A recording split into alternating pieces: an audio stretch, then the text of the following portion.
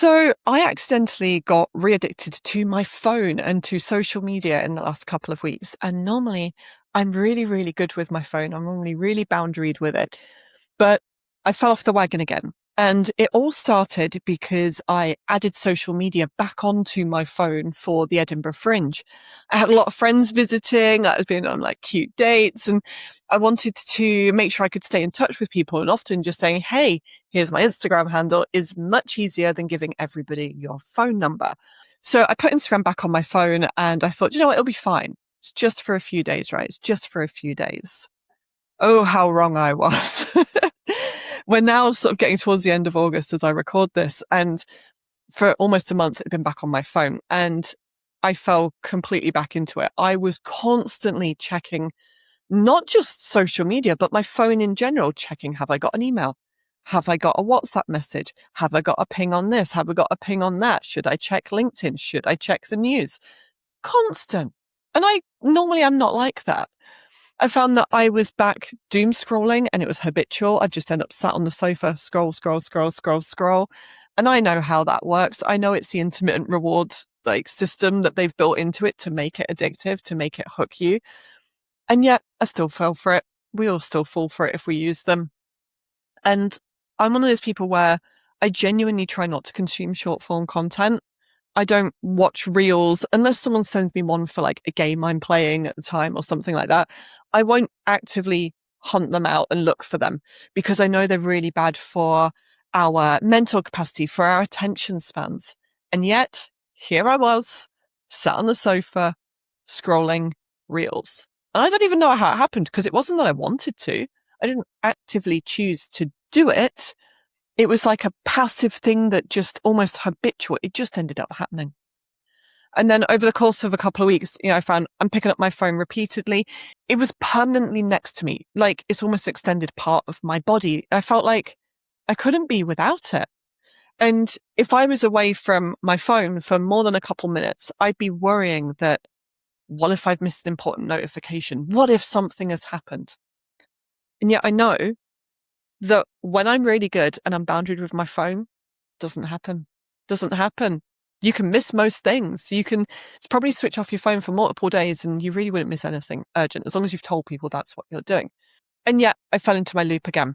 And it's something I wanted to talk about today because I'm sure many of you will be in that situation where you find yourself using your phone more than you want, or you're habitually checking apps and you find yourself doom scrolling and you'll beat yourself up over it, but it's not your fault. It's none of our faults. The reason that happens is because they're wired that way. Technology is wired that way. So we're going to talk about that today. And I want to chat to you all about my phone use, but also I'm going to give you 5 tips for how I break this cycle of compulsively checking my phone, because I've done this multiple times. I've been through the process. For me, I know how to break the cycle, and I'm hoping if I share that with you, hopefully it will help you too. So let's see how we get on. For anybody new here, welcome to The Reset. My name is Kat. If you've been here before, welcome back. This is a show for anybody who looks fine on the outside, but on the inside, maybe you're feeling a bit burned out, overwhelmed, lost, a bit misaligned. If you're feeling any of that, you are not alone. I've gone through that multiple times in my life. I'm now making my own path through life. I'm building a life that I love, that works when you're a divergent brain. We're going to get through it together, one small step at a time. So thank you for joining me here today. So let's talk about my phone use, and I'm going to be as honest with it as I can. So like I mentioned, I've previously established really good habits, really good boundaries with my phone, but it is so easy to slip back into it. And we do beat ourselves up. We feel like failures. And I feel guilty. And I feel a bit like, honestly, a bit pathetic for the fact that I can sit there and scroll reels and be like, I don't want to be doing this. So why am I doing it? It makes me feel like I have no impulse control, no self-control. But as I mentioned before, our tech, our devices, they are built to keep us hooked. They are purposefully wired to keep us scrolling. They are programmed using the exact same intermittent reward loops that you will find in slot machines at casino, in betting apps. And we're now in an attention economy, right? All the big tech companies, they want us using their apps. The more we're on there, the more eyeballs they have, the more monthly active users they can say they've got, the more unique users. the more they can raise more money, the more they can charge advertisers. The more we're on them looking at content, the more adverts we're going to see, the more money they get, and they can steal our attention away from their competitors. So everything about our devices, about apps, is built to keep you hooked. They want us to feel like we are missing out if we're not constantly checking it. The FOMO, the feeling like you should be posting because, oh, that lovely, lovely external validation that we get from likes, but none of it makes you feel any better. And then when your phone is near you, like mine's on my desk now because I wanted to use it to show people it as a prop. But when it's next to you, you constantly have that feeling of, is it going to ping? Is it going to be anytime now? I might get a notification. So just having it next to you is taking up your mental load. And that is something it took me a long time to realize. It's all well and good sticking it on silent, but if it's in my eye line, it's taking a little bit of a mental load because our brains have been wired to constantly expect an interruption. Now, that's not to say that phones and devices and all of that are inherently evil, inherently bad. We need them. It's great to stay in touch with people. We need to stay connected to our closest friends, our families, people we're dating, all of that. We need them for work. I need my phone for work as a solopreneur. But I think it's important to set boundaries, right? It's something I've been working on in my entire life over the last few years is how do I set better boundaries with technology, with social media, with people, with the world that I am in? How do I set better boundaries? And once you know how things work, how the system works, it becomes a bit easier to set that boundary because it's like, I see what you're doing there, and I don't want that to be the case. So with our phones, when we've had that peek behind the curtain, when we know this thing, this little innocuous little device is built to keep us addicted, to keep us hooked, to keep us mindlessly, passively scrolling it to make tech companies and billionaires that little bit richer. Once you know that, suddenly they become less magical. Suddenly it's a bit less compelling because you're like, do I really want to be doing that? Do I really want to be giving my time and energy to a thing that is just making somebody else richer at the cost of my autonomy of my actions? Because it is compelling and we often do it without wanting to, without realizing that we are spending often hours a day on our phones.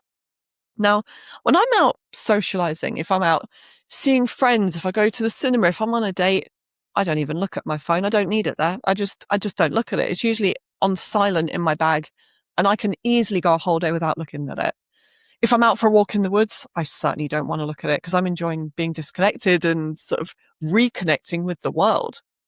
I can very happily watch a film without checking my phone. But when we become bored or our brains are not entertained, they become this little crutch. They're like an immediate little dopamine boost, an immediate boost of happy chemicals. That crutch can become addictive because where we used to get dopamine from, and I say this as someone who's neurodivergent, I have issues with dopamine regulation and all of that anyway. But for most of us now, because of this technology, we've all become almost dependent on the very rapid, the very fast, the very easy dopamine. And what happens is the second we feel the dopamine drop, we pick up the phone. We pick up our phone or we'll pick up something else to give us that boost. And in the olden days, and I say the olden days because I mean, the 90s, but we would not do that. We didn't have that immediate, that immediate reward. We had to work for things. We had to be like, we'll go outside and we'll play, or we'll go for a walk, or we'll phone a friend and actually have a deep conversation where we're actually connecting, where we're not just clicking the like button. We used to get bored so much more often. And for many of us now, boredom feels uncomfortable because we're not used to it, because we never give ourselves the opportunity to be bored because we're always entertaining ourselves. We're always seeking that easy dopamine. But the thing is, boredom's really good for our brains. It's really, really good. It helps us prevent burnout. Switching off and being bored is when our brains just rest. If you're bored, that's kind of a luxury in the modern day, because being bored means you've got nothing going on in your brain. And most of us have too many things going on in our brains. We struggle to switch off.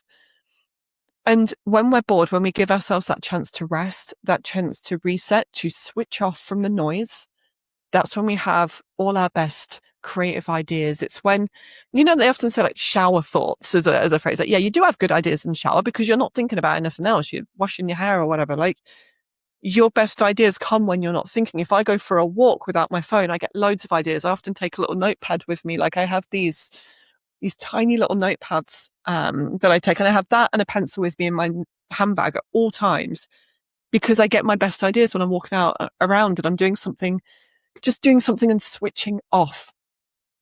Resting our brains is super, super essential for our mental health, for reducing our mental load, our cognitive load. It lets us process things. It lets us think about our days. It's when we can be a bit more mindful, and it will help us prevent burnout. And yet we hardly ever do it. We hardly ever switch off because it's not even a choice that we've made. Over time, we've slowly had tech infiltrate our lives in a way that isn't healthy for most of us. Most people that work in technology or startups or in AI, do you think they're using these all day, every day? They're not. Many people that I know that work in tech, they don't have TVs. They have really hard boundaries for their phones, especially when it comes to young people with children, because they don't want their kids to get wired the same way the general public is. I genuinely miss the days when I was growing up, before we had constant internet, when we had lots of time offline, when we had time away from technology. And I've spent my entire career working up the career ladder in a technical role. I've been a CTO. I've been a co-founder. I know game development inside out. And yet, like many people, especially I see it with young people, and I absolutely bloody love it, where they're going more offline. They're going more analog. They're buying cassettes. They're buying records. I just saw an article in The Guardian yesterday about how, I think it's John Lewis had sold out of CD players. Like, CD players. I love it. I miss the days of physical media where we weren't so dependent on our devices, on our phones to be connected, to be entertained. I miss the days of CDs. In fact, I swear by the time I next do one of these, I'll have probably gone out and bought one of those CD players. I want to go rummage around charity shops and buy CDs. I still have CDs from my teenage years. There seems to be this growing rebellion against tech that we see in the younger generations, with the teens, with the people in the early 20s, right? Now I'm 41. I have got this privilege of growing up in an era where I didn't have the internet. If I wanted to be entertained, I had to watch TV at a certain time because that's when things were on, or I would go out and climb trees. I would go ride my bike. I would read a book. I would research something. I would spend time with people in person. And we've definitely lost that over time. And it feels like it's been getting worse. But I love this stand that young people are rising up and wanting physical media. I don't understand what's going on with the games companies that want to get rid of physical media. None of us want it. As people, we don't want that for the most part. Most of us want to buy something and be like, I can play that for forever. How much money have I spent on streaming services where I've just lost? That money has just gone into the ether. I have nothing to show for it. I don't own anything. Whereas if I'd spent £10 a month buying a CD that gives more money to the artist, that keeps people employed in a shop, or maybe just buy it from a charity shop, right?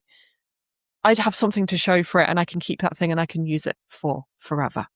So a little bit of a pivot there, but I think it's important to bring all of this together, because when I talk about phones, it's this bigger problem. It's not just about there's this piece of technology. I think there's so much going on where many of us are starting to shun things. Social media isn't social anymore. It's more interest media. It's mostly influencers, advertisers, people like that. And I think many of us are going back to, let's phone our friends. Let's hang out with our friends in person as much as we can. Let's get away from letting these algorithms dictate our lives, to dictate what we listen to, what we watch, and choose it for ourselves. So before I get into my 5 steps, because there are 5 key tips I've got for resetting your boundary with your phone, with your devices, with social media, I want to ask a few questions to help you understand your own relationship with your phone, with your devices, with your apps. Because sometimes we just go, it's actually not that bad. I only use it a little bit. But when you actually look at the numbers, it can be quite terrifying. So my first question is, how many times a day do you think you actually pick up your phone? Because I bet many of us will go, yeah, like once or twice an hour, maybe. I guarantee you that's probably incorrect. Because I know for me, I used to think the same, but I would pick it up repeatedly, repeatedly. It's like constant. I'm not even thinking about it. It's like, it's just an intuitive thing. It's almost like a fidget. It's like when I would fidget with a stone or pick something up or fidget with my hair, I would just use my phone as the default item, constantly checking it, constantly worried about, oh, should I check for notifications? So have a think, like check in with yourself and go, how many times do I think I actually pick up my phone? Maybe keep a tally of it, because I guarantee that number is going to be much higher than you think. Number two, when you do actually use your phone, what do you think your screen time usage is? How much time do you think you spend looking at your screen?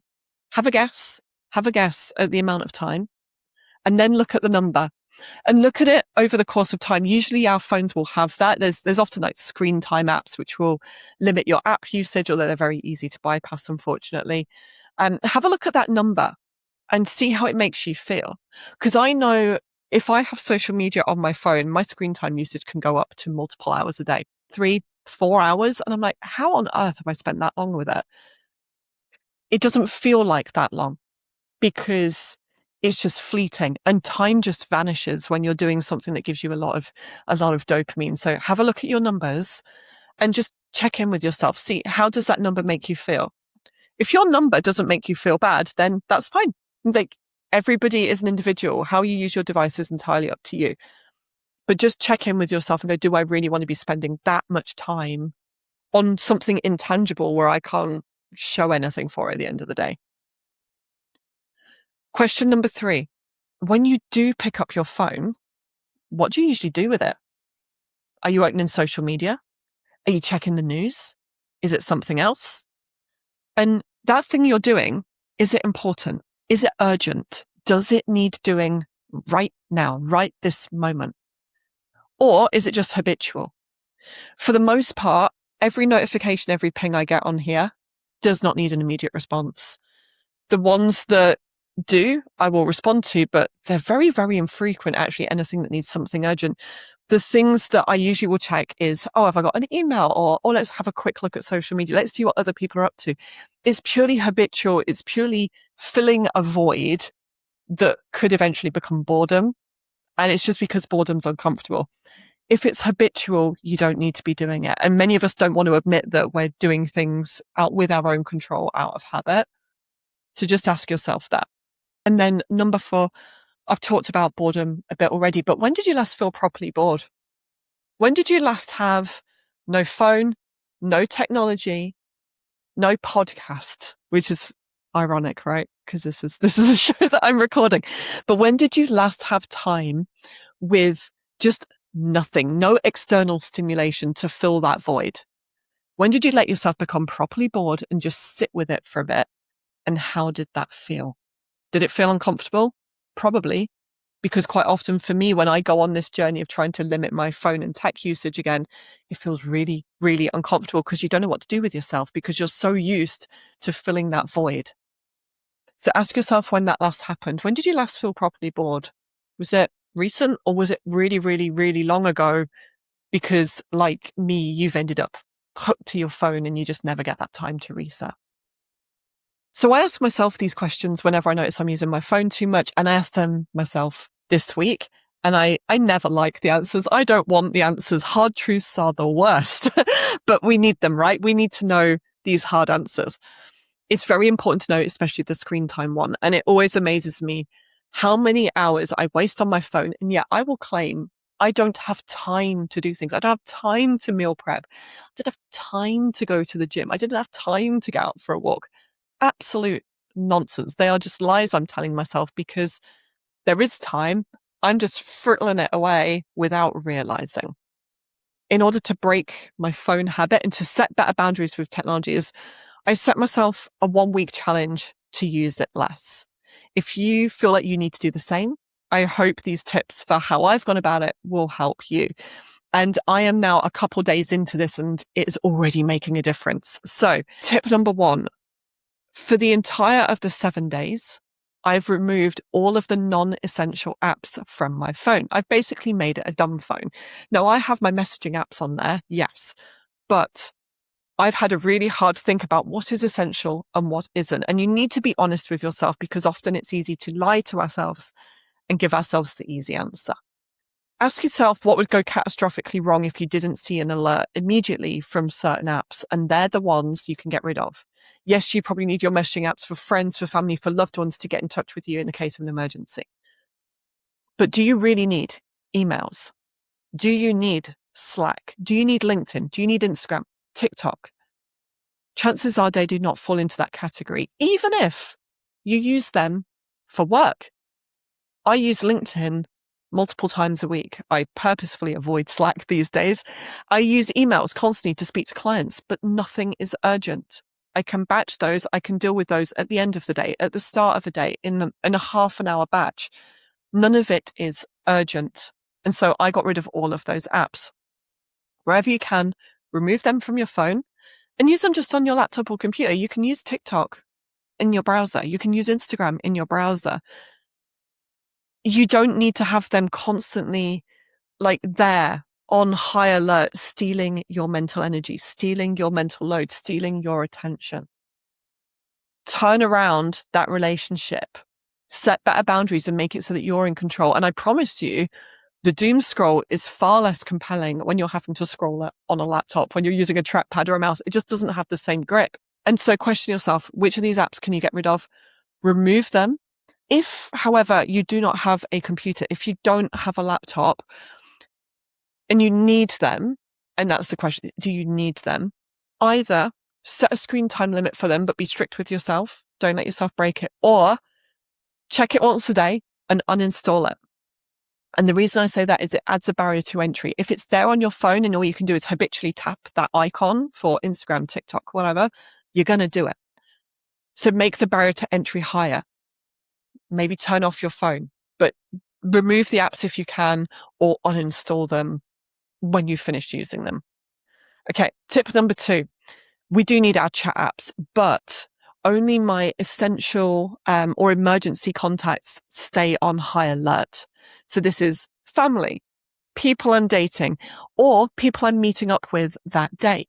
So how I work with all my chat apps, whether that's Signal, Telegram, WhatsApp, any of these, I archive any chats that do not need an emergency response if they don't need an urgent notification. So people, when I date them, they stay in the unfiltered. My family are in that category as well.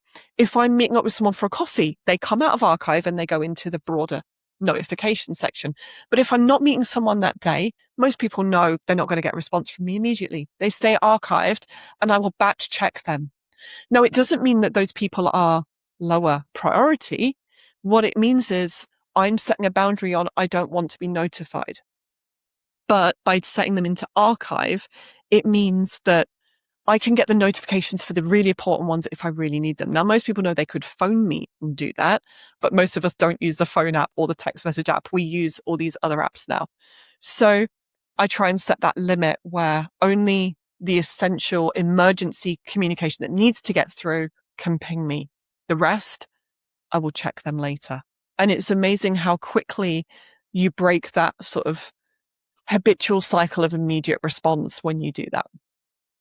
Okay, tip number 3, turning off my phone at night.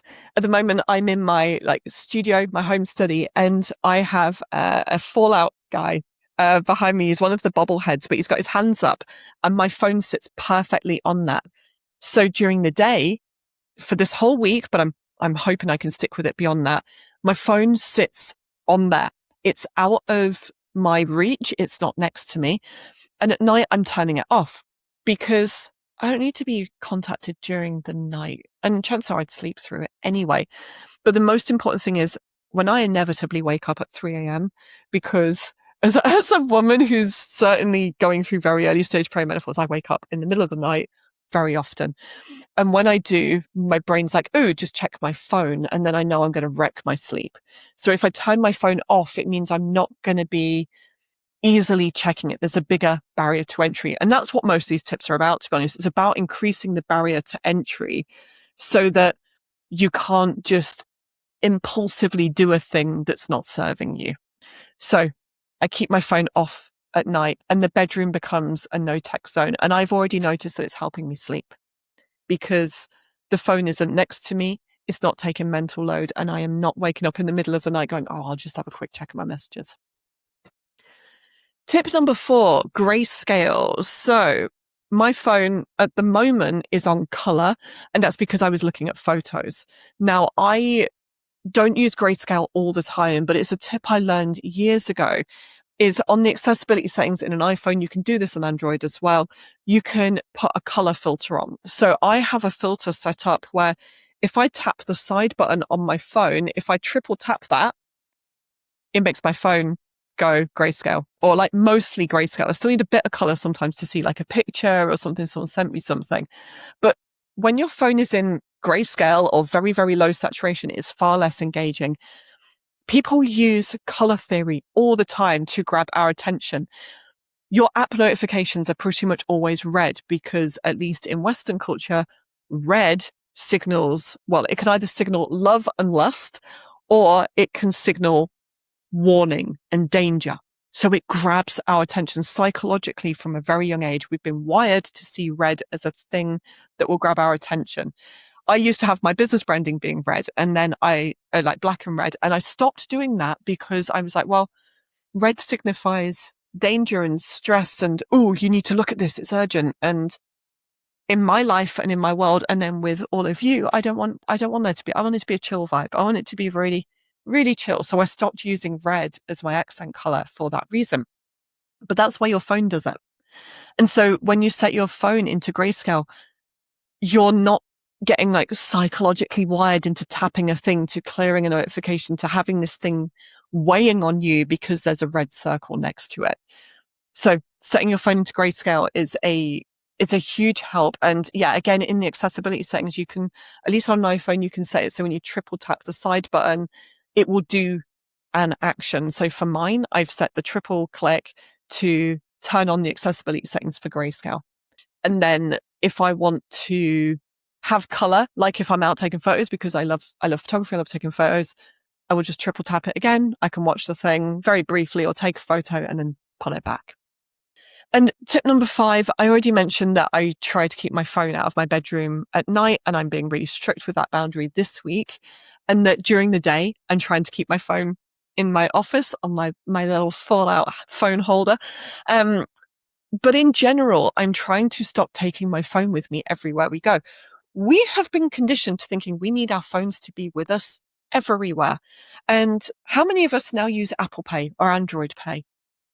Like, our phone is everywhere. And you go to pay for something, you're like, oh, yeah, I'll just pay with my phone. And then, oh, look, a notification. Oh, I better check that. We are wired to be using this thing constantly as an extension of our body.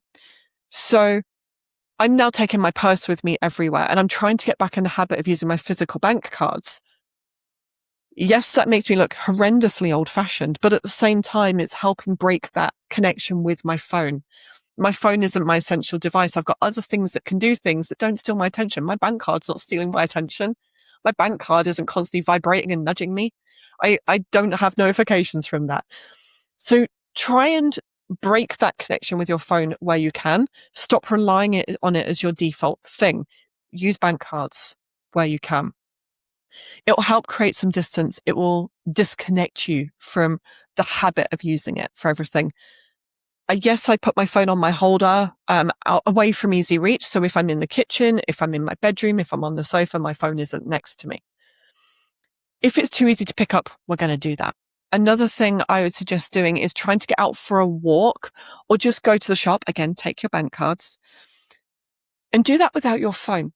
And I know it feels uncomfortable. I know it feels uncomfortable because I've literally just been doing this. I've literally gone through that process of, oh God, what if someone phones me?